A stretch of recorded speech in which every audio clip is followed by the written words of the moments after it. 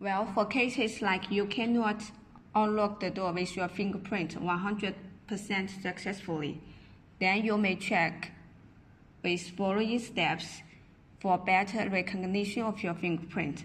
Like the first one is to check if your fingerprint is clean and dry before you enter the fingerprint.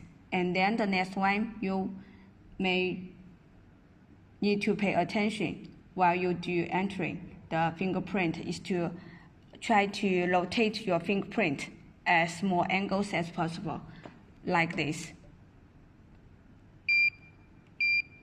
Please input administrator's passcode.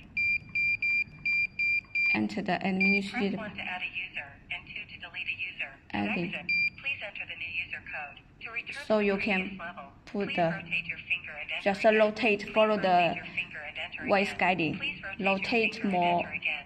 Please rotate angles your as finger and enter possible. again. Please rotate your finger and Like enter for again. 8 Please times rotate for your better finger and enter recognition. again. Please rotate your finger and enter again. Input successfully. Then Please done enter the new successfully. user code. To return to the previous exit setting mode. Okay, now we'll use the fingerprint. Unlock. Then it done successfully.